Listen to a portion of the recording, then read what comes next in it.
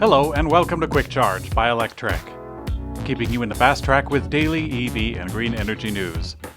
I'm Mikey G, and it's Monday, February 8th. Tesla is finally about to launch in Singapore, where the automaker had a false start, and the Model 3 could cost less than the Toyota Camry in that country. Back in 2016, Tesla tried to launch in Singapore, but the automaker ran into some issues.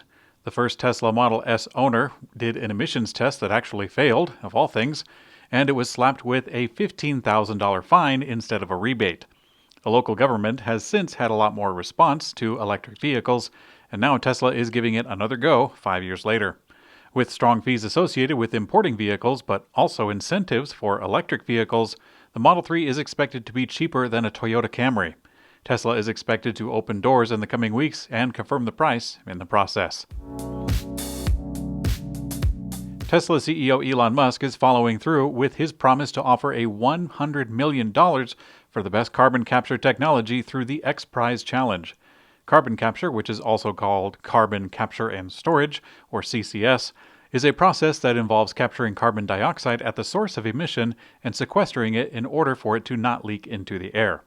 XPRIZE, a nonprofit organization that designs and hosts public competitions intended to encourage technological development to benefit humanity, is going to organize the competition. They confirmed that the $100 million in prizes was donated by Elon Musk, and the result is the biggest purse yet. The full details of the competition won't be released until Earth Day on April 22nd. Elon Musk commented on the competition announcement saying, quote, "We want teams to build real systems that can make a measurable impact at the gigaton level. Whatever it takes, time is of the essence." Tesla announced that it had purchased $1.5 billion in Bitcoin, pushing the cryptocurrency to an all-time high, currently approaching $44,000. The company announced the move in an SEC filing and says that it plans to accept cryptocurrency as payment for its products and services. Tesla notes that the move could introduce a significant volatility into its liquidity and financials, but adds more flexibility to further diversify and maximize returns on our cash.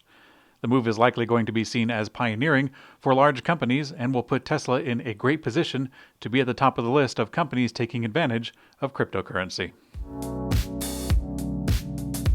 Tesla is looking to hire a team of data labelers to feed images to help train its autopilot neural nets at Gigafactory New York in Buffalo.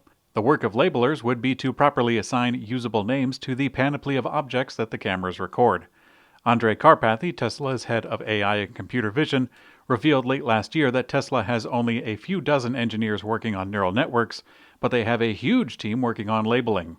And now we learn that Tesla is expanding the team to Buffalo, New York, where the automaker operates Gigafactory New York. Tesla describes a role in the job listing saying, quote, "Labeled data is the critical ingredient for training powerful deep neural networks, which help drive the Tesla vehicles autonomously. In this role, you will work with a user interface to label images for cars, lanes, street signs, etc."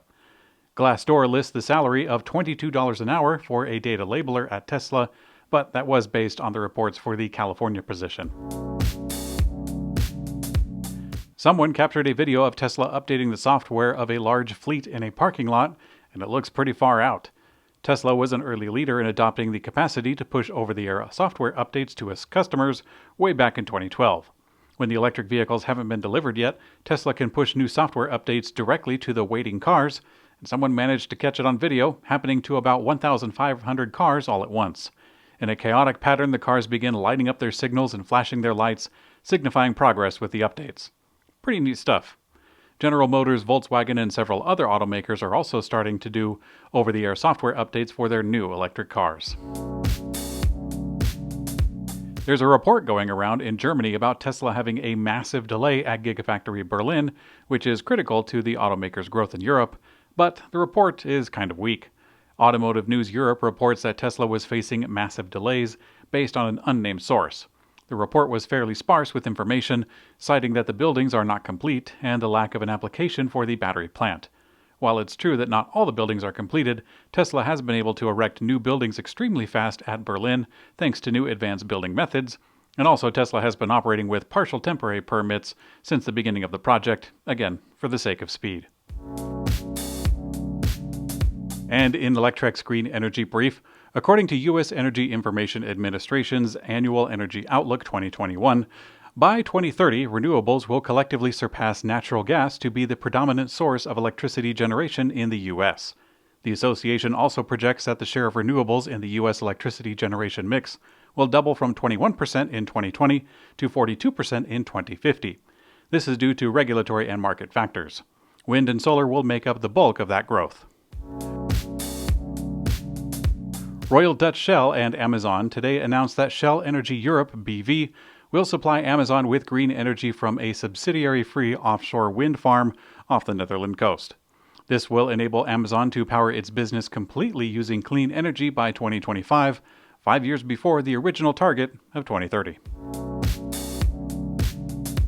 A new report released by BuildingClean.org, an initiative of the Blue-Green Alliance Foundation, a U.S. environmental group labor union alliance, found that increasing the rate of U.S. residential deep retrofits with energy-efficient housing products with the implementation of Buy American procurement policies could create more than 190,000 American manufacturing jobs.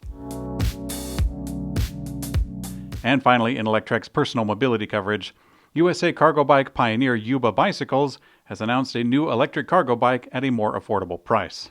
The new bike is the Yuba Combi 5. Carrying the 36-volt Shimano E5000 motor, it's perfectly compliant as a Class 1 electric bike. It's rated for a range of 30 to 45 miles and costs $3,200. Thanks for watching Quick Charge by Electrek. We also have an audio version on your favorite podcast player. I'm Mikey G, and I hope you have a great day.